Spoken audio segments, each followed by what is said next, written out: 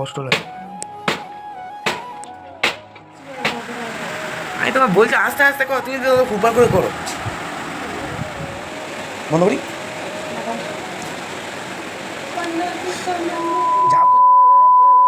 আচ্ছা, তোমাদেরও কি এমনটা হয় গো, কোথাও গিয়ে একদিন দুদিনের বেশি থাকতে ইচ্ছা করে না? সো হ্যালো এভরিওয়ান, আমি টুম্পা, আমার নতুন আরও একটা ব্লগে তোমাদের সবাইকে ওয়েলকাম।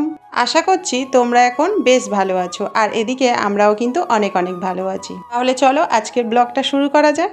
তোমরা তো জানো প্রতিদিন আমার সকালটা শুরু হয় কিন্তু এই সংসারের বাসি কাজকর্ম দিয়ে, তাই ভাবলাম আজ শুরু করি আমার ছোট্ট ঘরের এই ছোট্ট বিছানাটা দিয়ে। তো দেখো ফাইনালি আমি কিন্তু বিছানাটা ঝটপট করে গুছিয়ে নিলাম, আর তারপরে দেখো নিজের শরীর চর্চার জন্য আমি কিন্তু একটু ব্যায়াম করে নিলাম।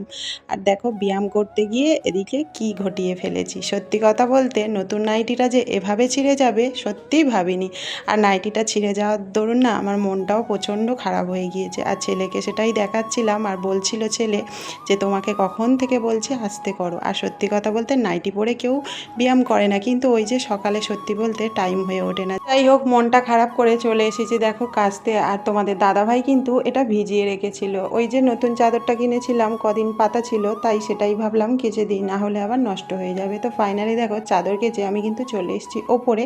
আর এসে দেখো বাসন কটাও মেজে নিলাম ঝটপট করে। আর ওই যে সকাল থেকেই কিন্তু আজকের মনটা আমার প্রচণ্ডই খারাপ। সত্যি কথা বলতে কোনো জিনিস ছিঁড়ে যাক বা ভেঙে যাক আমার না সত্যি বলতে খুব কষ্ট হয়, কারণ অনেকটাই কষ্ট করে কিন্তু আমরা প্রতিটা জিনিস কিনি। যাই হোক বাসন কোসনগুলো তো মাজা হয়ে গেল, দেখো ফাইনালি কিন্তু বাসনগুলো উবুর করে দিচ্ছি। আর আচ্ছা তোমাদেরও কি এমনটা মনে হয় গো? আমার না কোথাও গেলে দুদিনের বেশি আমার আর থাকতে ইচ্ছা করে না। আচ্ছা মেয়েদের নিজেদের সংসার হয়ে গেলে সত্যিই কি সবার এমনটাই হয়? তো যাই হোক তোমরা অবশ্যই করে কমেন্টে জানিও তো তোমাদেরও এমনটা হয়। কিন্তু আমি না বাপের বাড়ি যাই আর ননদের বাড়ি যাই একদিন ঠিক আছে, এরপরে দুদিন হলে আমার কিন্তু সত্যি বলতে মন খুব খারাপ হয়ে যায়। আর সত্যি আমার এটাই মনে হয় যে বাড়ির মতো শান্তি মনে হয় কোথাও নেই। বাড়িতে যদি নুন ভাতও খাই সেটাও কিন্তু অনেকটাই শান্তি। তো যাই হোক দেখো তোমাদের সঙ্গে গল্প করতে করতে এদিকে তো ঘর মোছা আমার কমপ্লিট হয়ে গেল। আর তারপরে কিন্তু আমি বাথরুমে চলে এসেছি দেখো স্নান করবো বলে। ফাইনালি স্নান তো আমার করা হয়ে গিয়েছে। আর এখানে দেখো যেহেতু তোমাদের দাদাভাই পুজো করা হয়ে গিয়েছে সকালে, তাই আমি কিন্তু এখানে দেখো প্রণাম করে নিলাম।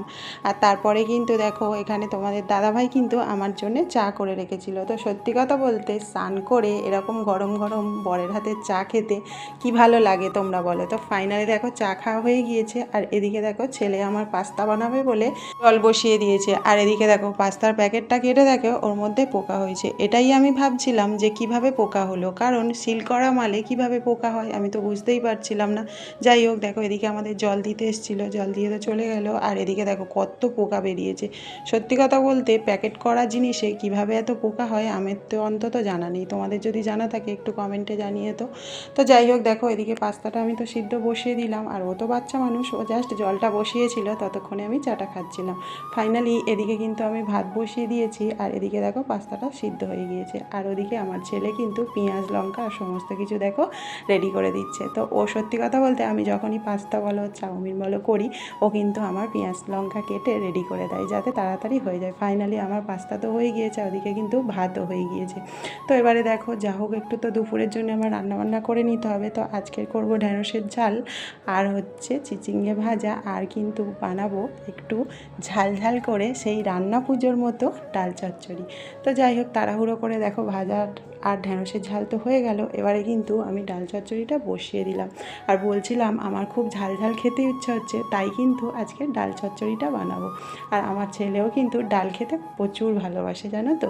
সত্যি কথা বলতে জানি দেখো রান্না পুজোর ডাল চচ্চড়ি আর এই ডাল চচ্চড়ি কিন্তু সত্যিই আলাদা রকম হয়। তো তোমরা কে কে ডাল চচ্চড়ি খেতে ভালোবাসো অবশ্যই করে কিন্তু কমেন্টে জানিও।